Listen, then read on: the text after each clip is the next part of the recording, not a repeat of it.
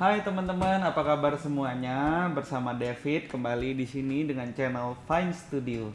Hari ini teman-teman kita akan membahas serba-serbi informasi yang fotografer pemula perlu ketahui. Apa aja itu teman-teman? Yang pertama adalah mengenai exposure metering. Yang kedua kita akan membahas mengenai fokus standar. Yang ketiga kita akan membahas fokus mode teman-teman.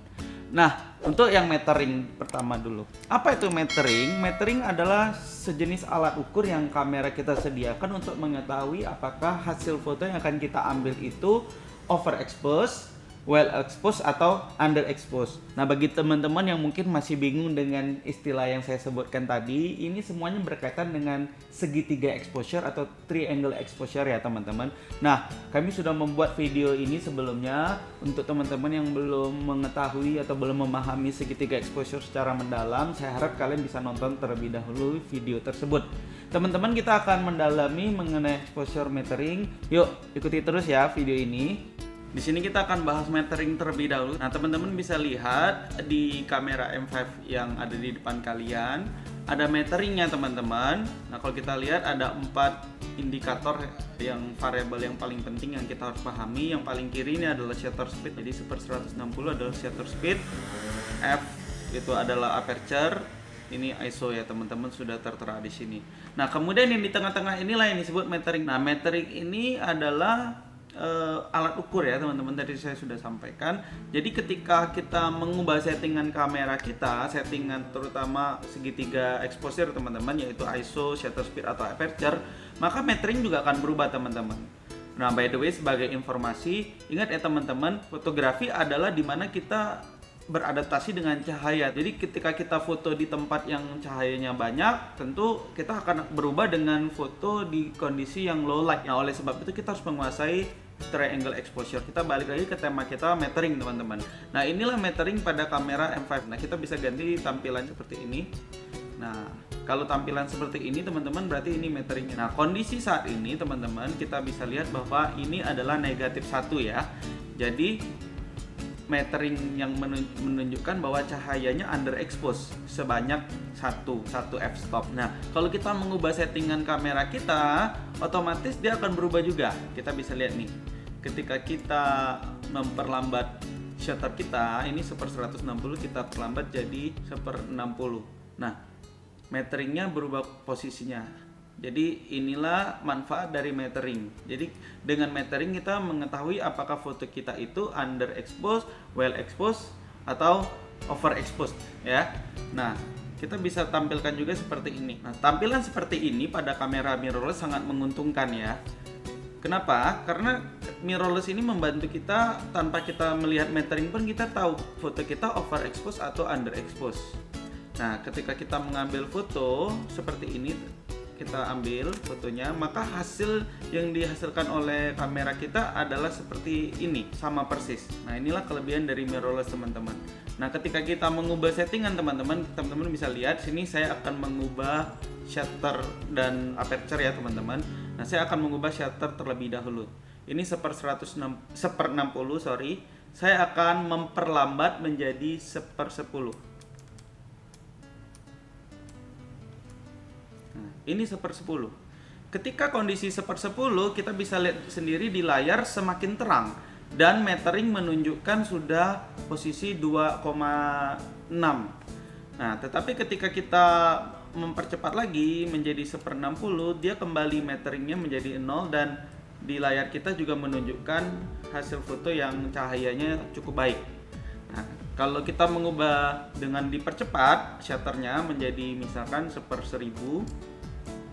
Nah, kita lihat meteringnya berubah ya. Kita bisa lihat setiap kali saya mengganti settingan, meteringnya berubah. Nah, inilah fungsi dari metering teman-teman. Jadi metering akan membantu kita mengetahui apakah foto kita itu terpapar cahaya dengan cukup.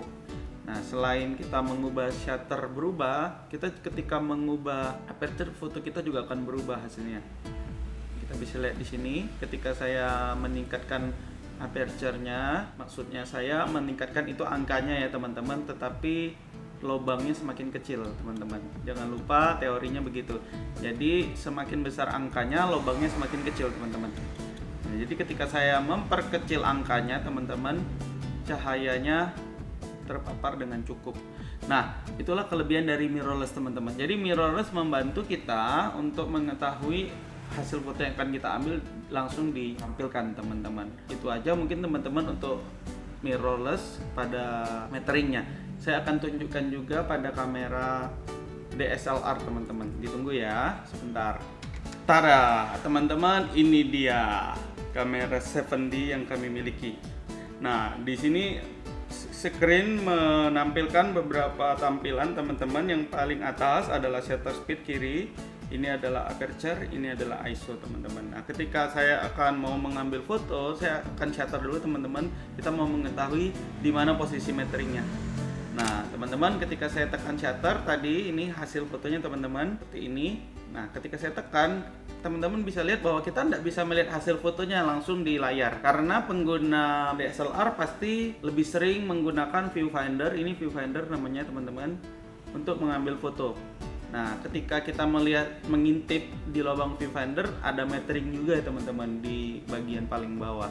Jadi alat metering inilah yang mereka perhatikan dari foto mereka, apakah overexpose, underexpose, atau terekspos dengan baik atau terpapar cahaya dengan baik. Nah, perlu teman-teman ketahui, tadi saya sudah sampaikan kelebihan mirrorless. Pada DSLR, ketika kita melihat viewfinder, ketika kita mengubah settingan kamera kita mengganti shutter teman-teman, atau mengubah aperture, viewfinder tidak akan menunjukkan perubahan pencahayaan teman-teman.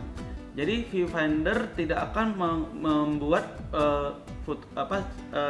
gambarnya jadi lebih gelap atau jadi lebih terang karena kita ubah shutter speed ataupun aperture-nya. Mengapa? Karena viewfinder ini adalah pantulan dari cermin teman-teman. Di dalam kamera DSLR itu ada satu buah cermin. Jadi kita hanya melihat refleksi cahaya yang masuk ke lensa, kemudian kita lihat secara langsung teman-teman. Jadi ketika kita mengubah shutter speed tidak terpengaruh teman-teman. Ya, nah apalagi kita mengubah ISO juga tidak akan berpengaruh ketika kita melihat di viewfinder. Nah, oleh sebab itu pengguna dari DSLR itu sangat membutuhkan informasi mengenai metering. Nah, jadi pengguna DSLR adalah orang yang harus memahami metering dengan baik teman-teman. Jadi itulah fungsi dari metering teman-teman pada kamera DSLR. Nah, mudah-mudahan melalui pengetahuan metering ini membantu kita mengambil foto dengan exposure yang tepat ya teman-teman. Itu saja mungkin mengenai metering. Kita akan lanjut mengenai standar fokus ya teman-teman. Fokus standar pada kamera M5 sendiri kita bisa memilih beberapa fokus standar yang kita akan gunakan.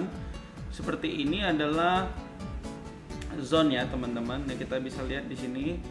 Jadi kita bisa memilih autofocus dengan yang zone, atau di sini ada tracking, eye tracking, atau kita bisa memilih one point teman-teman. Nah, dengan one point ini titik fokusnya menjadi lebih kecil teman-teman. M5 ini touchscreen. Jadi ketika kita akan memilih titik fokusnya mau diubah teman-teman, misalnya ke kaca di belakang teman-teman, di sini ada alt foto. Nah, kita lihat teman-teman fokusnya berubah. Nah, ketika kita mau fokus pada ini mic recorder, kita tinggal arahkan fokusnya, kemudian kita tekan shutter.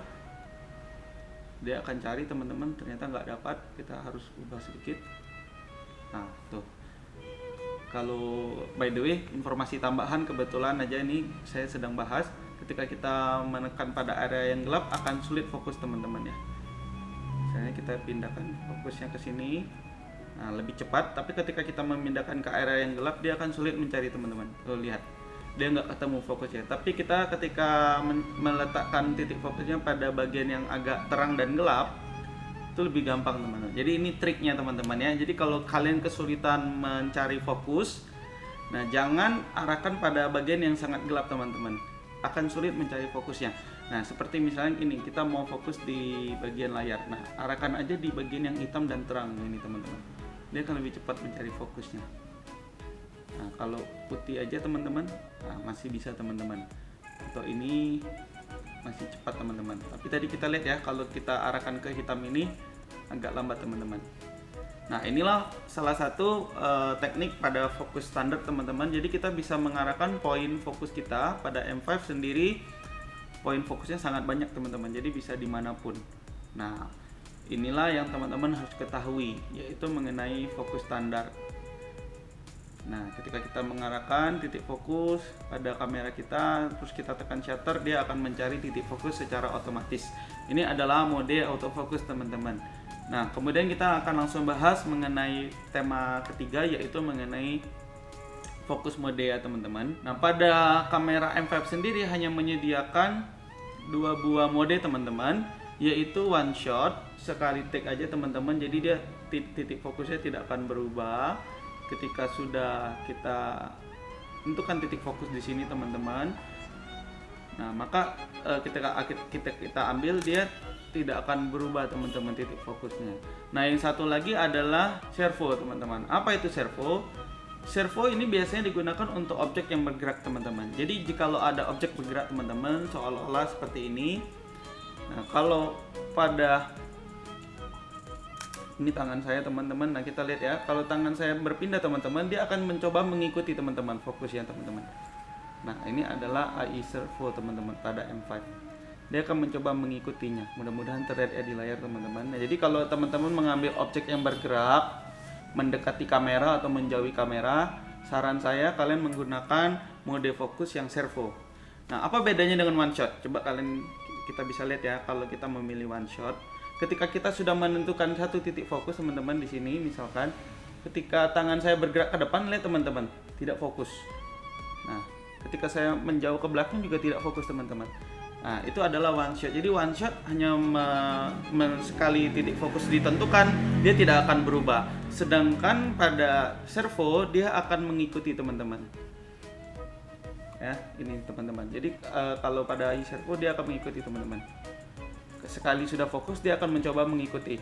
Ketika tangan saya mendekat ke kamera, dia mencoba mencarinya, teman-teman. Ketika menjauh, dia juga mencoba mencarinya. Ini adalah mode fokus, teman-teman. Sebagai pembanding, teman-teman, kita akan mencoba melihat pada kamera Sony ya, teman-teman. Ditunggu sebentar. Nah, tadi saya menggunakan Sony ini untuk merekam, teman-teman. Nah, sekarang Canonnya digunakan untuk merekam video, teman-teman. Ini pertama saya akan bahas sedikit fokus standar pada kamera Sony, teman-teman. Fokus standar pada kamera Sony pilihannya lebih banyak, teman-teman. Kita bisa lihat di sini. Nah, fokus areanya, teman-teman, kita bisa lihat ada yang wide, ada yang zone, ada yang center, ada yang ini, teman-teman, fleksibel. Saya lebih sering menggunakan fleksibel. Jadi saran saya ketika kita mau meningkatkan kemampuan kita, lebih baik menggunakan fleksibel. Tapi itu semua tergantung kebutuhan ya, teman-teman. Jadi kalau kita memang banyak mengambil foto yang cenderung lebih banyak di tengah titik fokusnya, pakai aja yang center, teman-teman. Nah, kalau saya menggunakan flexible spot. Flexible spot sendiri kita bisa ada 3 mode, yaitu large, medium, atau small. Nah, small ini titiknya makin kecil, teman-teman. Kalian bisa lihat titiknya makin kecil ya. Saya ganti ke medium. Nah, ini membesar sedikit, teman-teman. Kita bisa lihat. Nah, kita bisa ambil fokus di sini. Sama ya, teman-teman. Triknya tadi, teman-teman, cari bagian yang agak kontras, teman-teman, supaya bisa mendapatkan fokus dengan cepat. Nah, ini, teman-teman. Tadi nggak fokus, teman-teman. Kita lihat ya. Ini kita fokus ke bagian belakang. Nih fokus, teman. Nah, tetapi ketika hitam agak sulit, teman-teman, mencari fokus. Termasuk di kamera Sony juga kesulitan, teman-teman, mencari titik fokus di objek yang sangat gelap. Nih, belum dapat, teman-teman. Nah, ini baru dapat fokusnya. Nah, kalau kita arahkan pada bagian yang sedikit berbeda warna, teman-teman, nah itu akan menolong mencari titik fokus kita. Jadi itu triknya, teman-teman ya. Semoga menolong kalian untuk mengambil fokus jauh lebih cepat, jauh lebih mudah. Nah, atau ke sini, teman-teman, kita lihat ini. Nah, ini juga mudah. Nah, kalau ke belakang kita cari objek yang berbeda warnanya seperti ini ya, bisa mencari titik fokus dengan cepat. Nah, ini fokus area atau fokus standar pada Sony, teman-teman. Nah, ini teman-teman harus ketahui. Kalau pada Sony, teman-teman, untuk fokus mode mirip dengan Canon, ada single, ada automatic AF, ada continuous, teman-teman, ada DMF, ada manual fokus, teman-teman. Jadi DMF sama manual fokus ini mirip ya, teman-teman. Nah, sedangkan AFA ini automatic ini dia akan menolong kita apakah dia mau single atau dia mau continuous, bisa, teman-teman. Nah, tetapi saya akan membahas dua mode aja teman-teman, yaitu single atau continuous. Kalau single sama kayak single shoot-nya pada Canon teman-teman. Ketika kita sudah menentukan satu titik fokus, ini seperti jari saya teman-teman, saya menentukan titik fokus di sini teman-teman. Nah, ini fokus di sini teman-teman. Tapi ketika saya menggerakkan, dia sulit mencari fokus. Ya teman-teman, nah ini kita masuk ke mode single fokus ya teman-teman, single shot. Nah jadi ketika saya sudah mengambil titik fokus di satu titik teman-teman, ini jari saya. Tetapi ketika saya menggerakkan jari saya teman-teman, dia nggak akan mencari fokusnya teman-teman. Seperti ini kita bisa lihat, dia tidak bisa mengikuti. Nah itu single teman-teman. Tetapi ketika kita mengubah jadi continuous, dia akan berusaha mengikuti titik fokusnya teman-teman. Sebagai contoh teman-teman, ini jari saya di sini. Nah, ketika saya menggerakkan jari, dia akan berusaha mencari titik fokus yang lain. Beda dengan single tadi teman-teman. Kalau single dia tidak akan berusaha mencari titik fokus yang lain. Tapi kalau continuous dia akan berusaha mencarinya. Seperti ini saya masukkan lagi tangan saya, dia akan mencari titik fokusnya lagi teman-teman. Itu pada continuous. Jadi sebagai informasi teman-teman, kalau teman-teman mau mengambil video, sebaiknya titik fokus yang teman-teman gunakan itu continuous teman-teman ya. Jadi fokus modenya gunakan yang continuous. Atau kalau pada Canon servo tadi teman-teman. Itu mungkin teman-teman informasi hari ini mudah-mudahan bermanfaat. Jangan lupa kalau teman-teman mau bertanya silakan komen di kolom komentar. Nah, itu dia teman-teman video yang kami buat untuk hari ini. Mudah-mudahan bermanfaat buat kalian semua yang sudah menonton. Tetapi teman-teman, kalau mau bicara fotografi tidak bisa hanya menonton video ini kemudian bisa menjadi ahli foto. Saran saya adalah ambil foto sebanyak-banyaknya, ubah settingan sebanyak-banyaknya, pahami perubahan-perubahan tersebut. Coba dengan kondisi foto yang gelap, coba ketika cahaya matahari cukup terik, coba di dalam keadaan indoor, coba ketika outdoor. Apapun kondisinya, teman-teman silakan coba dengan mode manual, pahami segitiga exposure, pahami metering, pahami fokus. Nah, saya harap kita bisa menjadi fotografer yang lebih baik. Nah, mungkin itu saja teman-teman. Terima kasih sudah menonton. Like jika kalian suka video ini, dislike jika kalian tidak suka. Tapi mudah-mudahan kalian bisa share ke teman-teman kalian kalau memang video ini bermanfaat, cukup banyak informasi buat kalian. Dan juga nyalakan tombol notifikasi agar jika ada video baru kalian bisa langsung mengikuti video tersebut. Terima kasih sudah menonton. David di sini, saya undur diri dulu. Sampai jumpa lain kesempatan. Bye.